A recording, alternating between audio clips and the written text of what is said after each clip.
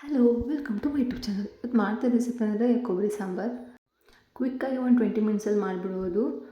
ಕೊಬ್ಬರಿನ ಚೆನ್ನಾಗಿ ಹುರಿದ್ಬಿಟ್ಟು ಮಿಕ್ಸಿ ಮಾಡ್ಕೋಬೇಕು, ಪೌಡರ್ ಥರ ಈ ರೀತಿ ಮಾಡ್ಕೋಬೇಕು. ಆಮೇಲೆ ಆನಂತರ ಫಸ್ಟಿಗೆ ಒಂದು ಬೊಗಣೆ ತೊಗೊಂಡ್ಬಿಟ್ಟು ಅದಕ್ಕೆ ಸ್ವಲ್ಪ ಆಯಿಲ್ ಹಾಕ್ಕೋಬೇಕು.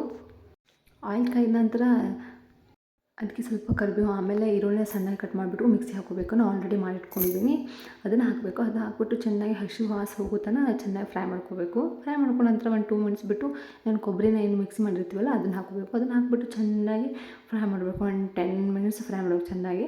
ಆಮೇಲೆ ಅದಕ್ಕೆ ನಾವು ಈರುಳ್ಳಿ ಕಟ್ ಮಾಡಿ ಈರುಳ್ಳಿ ಹಾಕ್ಕೋಬೇಕು. ಈರುಳ್ಳಿ ಕಟ್ ಮಾಡಿಬಿಟ್ಟು ಸ್ವಲ್ಪ ಇನ್ನೊಂದು ಸ್ವಲ್ಪ ಫ್ರೈ ಮಾಡಬೇಕು. ಒಂದು 2 ಮಿನಿಟ್ಸ್ ಹಾಗೆ ಸ್ವಲ್ಪ ಹಸಿ ವಾಸ ಹೋಗೋ ತನಕ ಬಿಡಬೇಕು. ಈಗ ಆಲ್ರೆಡಿ ರೆಡಿ ಆಗಿದೆ. ಅದಕ್ಕೆ ಗರಂ ಮಸಾಲ, ಸ್ವಲ್ಪ ಚಿಕನ್ ಮಸಾಲ, ಆಮೇಲೆ ಚಿಲ್ಲಿ ಪೌಡರ್, ಸ್ವಲ್ಪ ಅರಿಶಿನ, ಆಮೇಲೆ ಕೆಂಪು ಖಾರ ಹಾಕೋದು.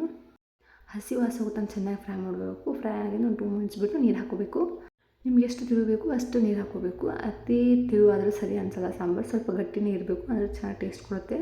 5 ಮಿನಿಟ್ಸ್ ಕುದಿಯೋಕೆ ಇಟ್ಬಿಡಬೇಕು. ಚೆನ್ನಾಗಿ ಕುದಿದ್ರೆ ಟೇಸ್ಟ್ ಚೆನ್ನಾಗಿ ಕೊಡುತ್ತೆ ಅದು. ಇವಾಗ ಸ್ವಲ್ಪ ರುಚಿಗೆ ತಕ್ಕಷ್ಟು ಉಪ್ಪು ಹಾಕಬೇಕು. ಉಪ್ಪು ಹಾಕಿದ ನಂತರ ಸ್ವಲ್ಪ ಪುಟಾಣಿ ಪೌಡರ್ ಜಾಸ್ತಿ ಹಾಕ್ಬೇಕು. ಒಂಚೂರು ಸುಮ್ಮನೆ ಚಪಾತಿ ಜೊತೆ ರೈಸ್ ಜೊತೆ ಹೇಳಿ ಮಾಡಿದಂಥ ಕಾಂಬಿನೇಷನ್ ಅಂತ ಹೇಳ್ಬೋದು. ಪೂರಿ ಜೊತೆ ಚೆನ್ನಾಗಿ ಅನಿಸುತ್ತೆ. ಒಂದ್ಸಲ ಟ್ರೈ ಮಾಡ್ಕೊಂಡು ನೋಡಿ.